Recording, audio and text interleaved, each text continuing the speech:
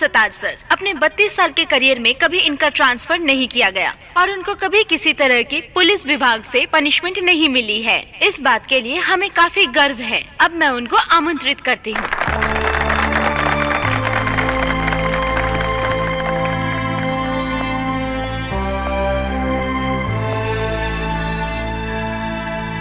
अपने बूट और सलाखों को छोड़कर आज मैं एक नया कदम रखने जा रहा हूँ।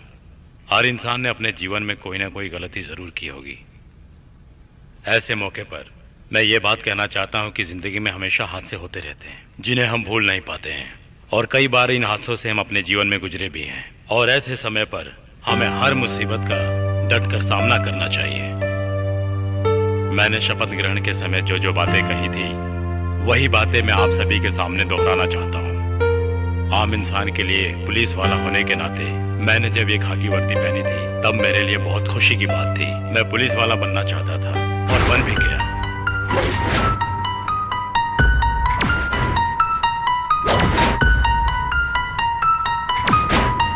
इसलिए मैं आज और हमेशा अपने आप पर गर्व करता रहूंगा। और मैं आप सभी लोगों से बस यही कहना चाहूंगा कि हमेशा अपने ऊपर पूरा भरोसा रखें। Thank you.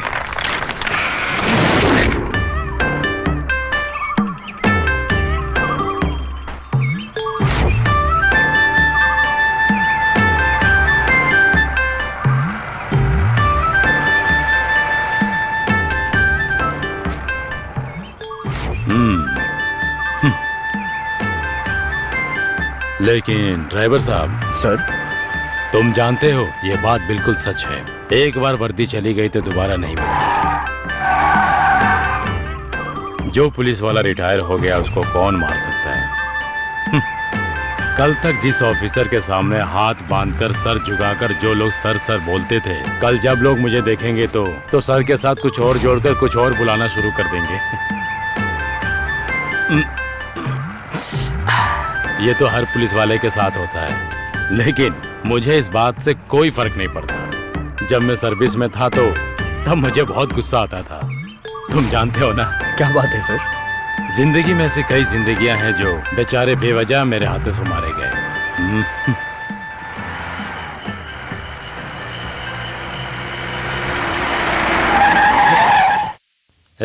क्या हुआ? गाड़ी क्यों रोक दी? सर, कुछ हुआ क्या? बीच रोड पे पेड़ गिरा हुआ है। आप बैठिए, मैं देख के आता हूँ। हाँ ठीक है, जल्दी आओ। मदद के लिए भी कोई नहीं दिखाई दे रहा है। क्या मुसीबत है ये। दिल के अरमासूं में बह गए।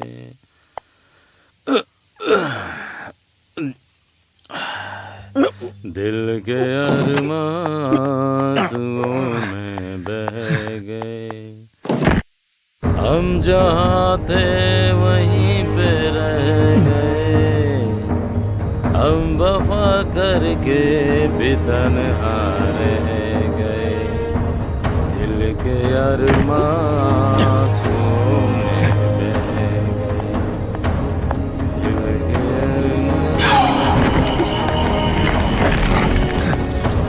शायद उनका आखिरी पैगाम होगा। शायद उनका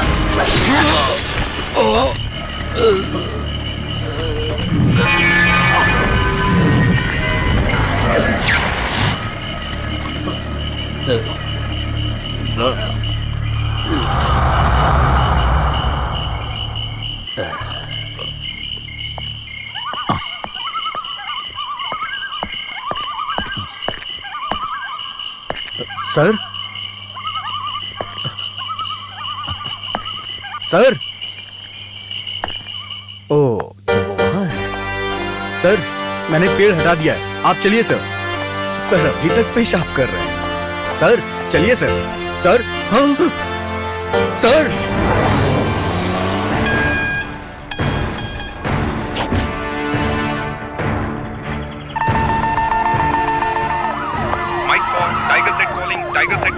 टाइगर सेट कॉलिंग।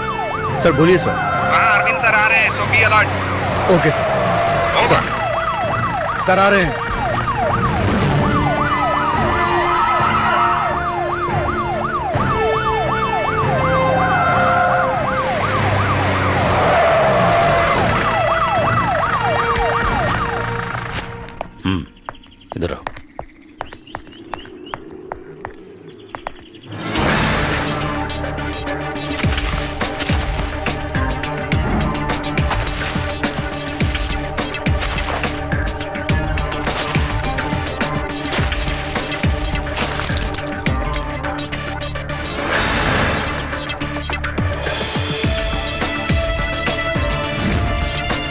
सर।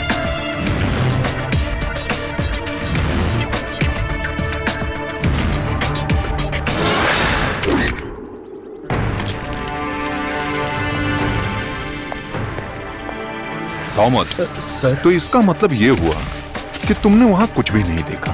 नहीं सर, मैं गाड़ी से उतरकर पेड़ हटाने के लिए गया था और तभी तो फिर... तुम्हारे कहने का मतलब है कातिल ने 3 मिनट में अपना काम कर दिया। फेयरवेल डिनर अटेंड करने के बाद और गाड़ी में ज्यादा ट्रेवल करने की वजह से वो जरूर ज्यादा जोर से चिल्ला भी नहीं पाए होंगे। इसीलिए सतार सर, थॉमस, ये सारी बातें तुम मुझको पहले भी बता चुके हो। मुझे ये जानना है अभी तक तुमने जो बातें बताई उसके अलावा और कुछ बताने के लिए है सर। ए रास्ता छोड़ो, मुझे आपसे एक बात कहनी है। इस कठोर हत्या के पीछे राष्ट्र को डराने वाले आतंकवादी संगठन का हाथ है। जब मैं सर्विस में था ना सर, तब मैंने एंटी टेररिस्ट स्क्वाड में काम किया था ना सर। नाम क्या है? एंथनी, सच का सामना पत्रिका से। सच का सामना पत्रिका से नहीं, पत्रिका से हो। हाँ, आपने सही कहा। एंथोनी, हाँ। इस हत्या के पीछे राष्ट्र छोड़ो पूरे विश्व का हाथ नहीं है। हाँ। अगर ऐसा हुआ भी है तो उसको ढूंढ कर निकालेंगे। इस बीच में दखल अंदाजी करके इस केस को भड़काने की कोशिश की तो जैसा कि तुमने सवाल किया है, जरा उधर तो देखो। सीआई अरविंद बहुत कठोर सर हैं। अगर इन्होंने मारना शुरू किया तो एक भी हड्डी सलामत नहीं रहेगी। नहीं सर, वो सब नहीं चाहिए, पर केस की डिटेल्स तो... उसके लिए सही वक्त देखकर सही लोगों को बुलाकर जो सही होगा वो बताऊंगा। ठीक है? ठीक है। अगर ऐसा ही है तो अभी आप अपने काम पर ध्यान दीजिए। अरविंद सर। ड्राइवर को फिलहाल के लिए छोड़ दो। हाँ, मैं जानता हूँ। और जो कोई भी शक के घेरे में है उसको कस्टडी में ले लो। फेयरवेल के वक्त सतीश साहब जिनके करीब थे, उनके दोस्त नातेदार जिनसे भी उनकी बात हुई, क्या बातें हुई, किस विषय में हुई, सारी डिटेल्स मुझे चाहिए। ओके जानते हो ना, सतीश सर हम सबके लिए केवल सीनियर ऑफिसर ही नहीं थे। सर, मैं अपना बेस्ट दूंगा। जय हिंद सर।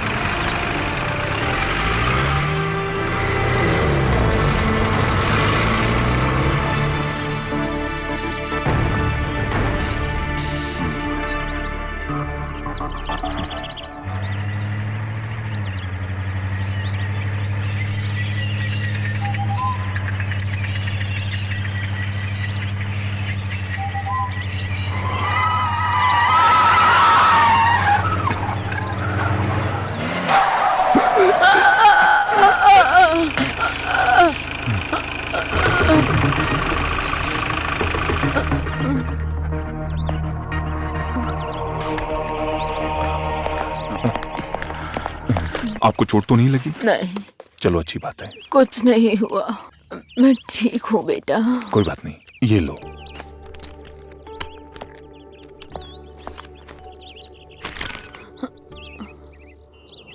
अरे नहीं चाहिए। आप रख लो।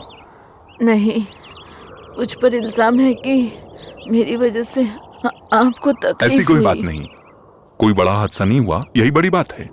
मेरे लिए तो यही बहुत बड़ी खुशी की बात है। मुझे मजबूर मत करो, बिना काम के किसी से पैसे नहीं लेती, इसीलिए ये पैसे मैं तभी लूंगी अगर मैं कुछ काम करूंगी। हाथ देखकर भविष्य बता सकती हूँ। मुझे इन बातों पर विश्वास नहीं है। हाथ की रेखाएं देखकर भूत भविष्य की बातें करना ये सब अफवाहें हैं। ऐसी बातों को नजरअंदाज करना चाहिए। ये तो बेवकूफी है, सरासर बेवकूफी। अरे इस तरह से मजाक मत उड़ाओ। हाथ की लकीरों में हमारी किस्मत होती है, ऐसा शास्त्रों में लिखा है। विद्वान लोगों ने गलत नहीं कहा है।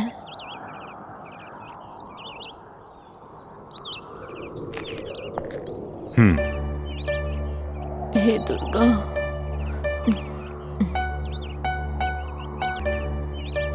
अरे आपकी जिंदगी तो उलझनों से भरी हुई है।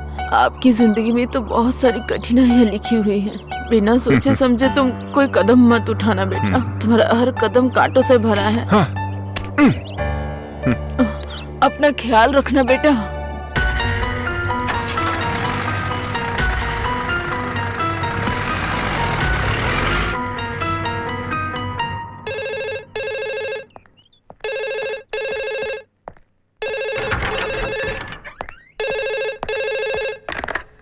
यस सर, मैं अरविंद बोल रहा हूँ। पिछले कुछ वक्त से रिटायर आईजी राघवन आपके बारे में पूछ रहे थे।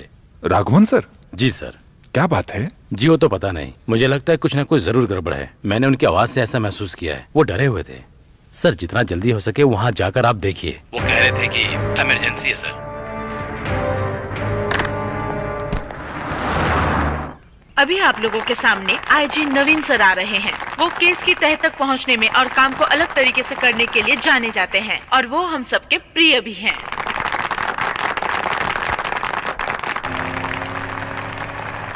नमस्ते मेरे अपने साथियों।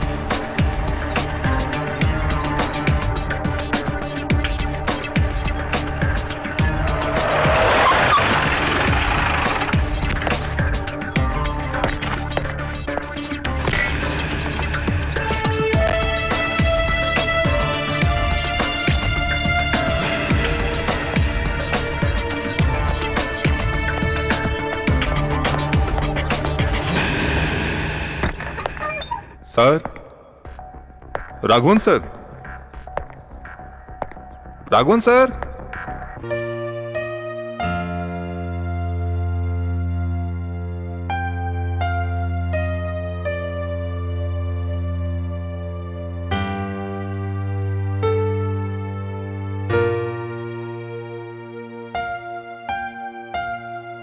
मीरा राघवन मेरी बेटी है। सर, तुम तो जानते हो ना, बीवी के गुजर जाने के बाद जो मैं जिंदगी गुजार रहा हूं वो इसके लिए है। अब तक मैंने उसकी किसी भी ख्वाहिश को अधूरा नहीं रहने दिया। लेकिन अब Siddharth, now she is my problem. आज सुबह से ही ये लापता है।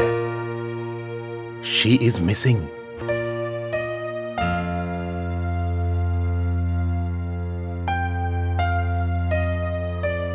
कुछ समय पहले एक अनजान शख्स ने मुझे फोन किया था। उसने क्या कहा था तुम्हें पता है? मेरी बेटी जिससे प्यार करती है उसके साथ जिंदगी संवार रही है। इस बात को मैं कैसे मान लूं? बस मुझे मेरी बेटी वापस चाहिए। इसके लिए तुम्हें मेरी मदद करनी होगी। वो किसके साथ गई है और कहां गई है, ये सब तुम्हें पता करना है। उसके बारे में कुछ सुराग है क्या आपके पास? मैंने उसका रूम और सारा सामान चेक करके देख लिया, लेकिन कुछ भी नहीं मिला। वो हमेशा कहती थी मेरा कोई ऐसा राज है क्या जो पापा को नहीं पता। लेकिन इस केस को हैंडल करने के लिए बहुत दिमाग चाहिए। किसी को इस बारे में पता चल गया तो उसकी इज्जत नीलाम हो जाएगी। सर, आप शांत हो जाइए। किसी को कुछ पता नहीं चलेगा और मैं उसको ढूंढ कर यहां लाऊंगा। भरोसा रखिए। सतीश सर की हत्या के केस की तरह ही दूसरा केस भी इंपॉर्टेंट है, मीरा राघवन का केस।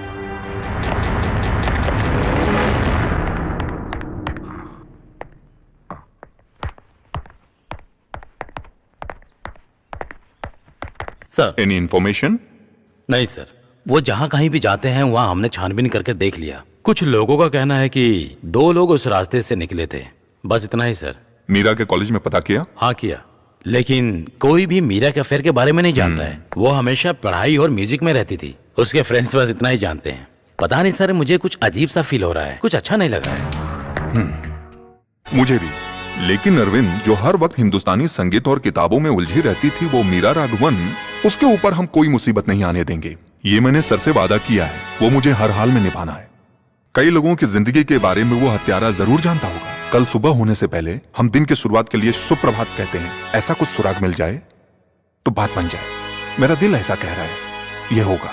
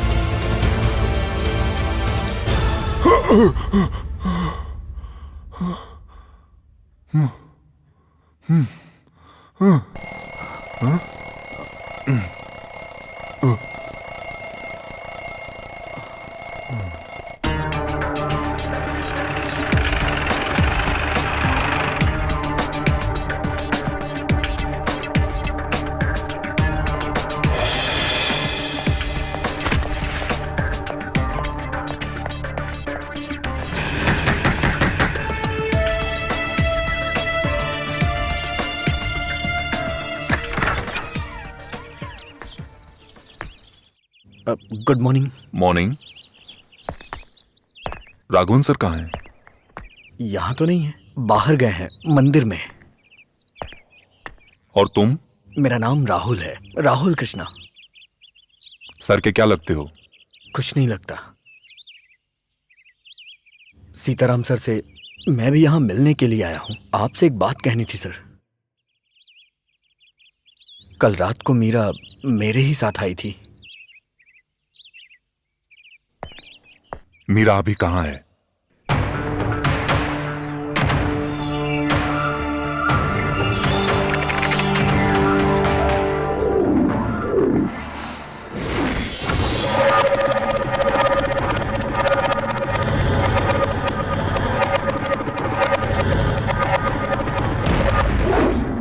हर रोज की तरह उस रोज भी हड़ताल चल रही थी। उस दिन मैंने मीरा को पहली बार देखा था।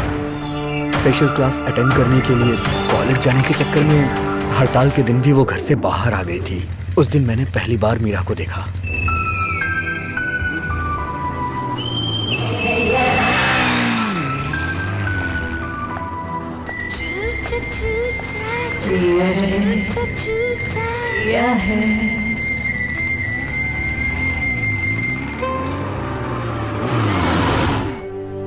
तो फिर ठीक है, मैंने जो कहा तुम वो समझ गए। आज हड़ताल है ये तो तुम जानते ही हो। आज के दिन अगर कोई लिफ्ट मांगता है तो खासकर मेरी जैसी लड़कियों को तो लिफ्ट देनी चाहिए। तुम कोई ब्रिटनी स्पीयर्स हो क्या? रिटायर्ड आईजी राघवन की बेटी को आज तक किसी ने छेड़ने की हिम्मत नहीं की है। टच करना तो दूर की बात। हाँ, वैसे आज हड़ताल है और मुझे कॉलेज जाना है, इसलिए मैं तुम्हें माफ कर देती हूँ, ठीक है ना? जल्दी चलो, 9:30 की क्लास है। चलो नीचे उतरो। क्या? मैंने कहा ना नीचे उतरो। रिटायर आईजी की बेटी हो तो अपने पैरों से चल के जाओगी तो ज्यादा अच्छा रहेगा। अरे रुको प्लीज, स्टॉप। मैं तो मजाक कर रही थी, सॉरी। स्टॉप।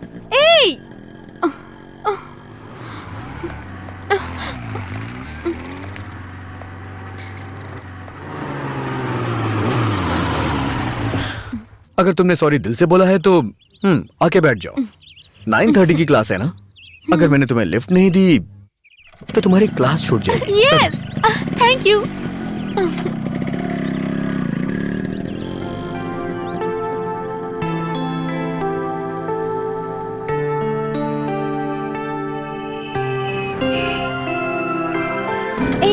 रुको रुको। ओके।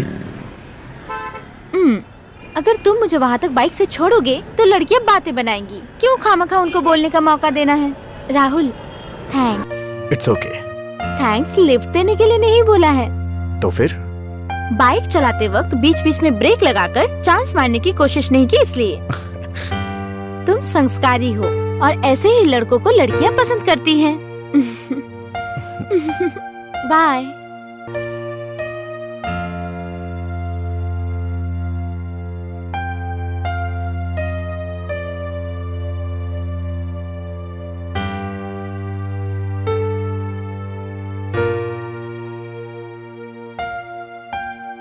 उस मुलाकात को प्यार में बदलने में ज्यादा समय नहीं लगा।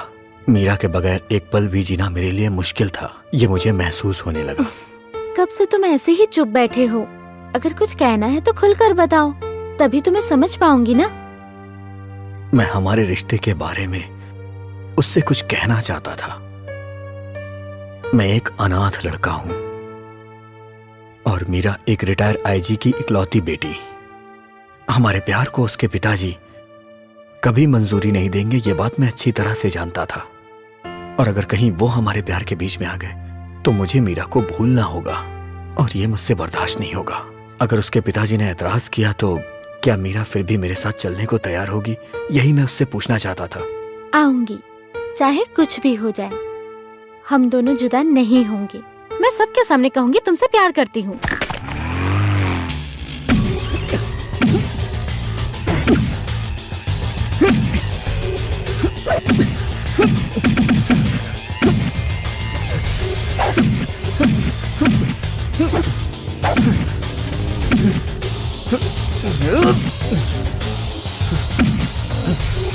राहुल, आ गई तुम। मैंने तुम्हें यहाँ पे इसलिए बुलाया क्योंकि मैं तुम्हें सरप्राइज देना चाहता हूँ। कम ऑन, हम यहाँ से कहीं और चलते हैं। कहाँ? जिंदगी के सफर पे। हम दोनों शादी करने वाले हैं। I mean court marriage.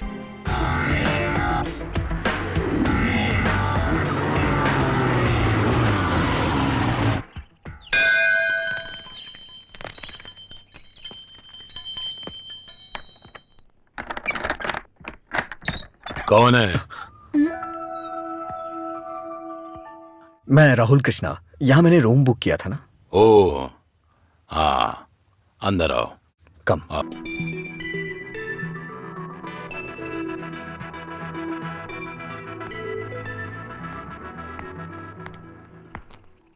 Ice cream खाओ।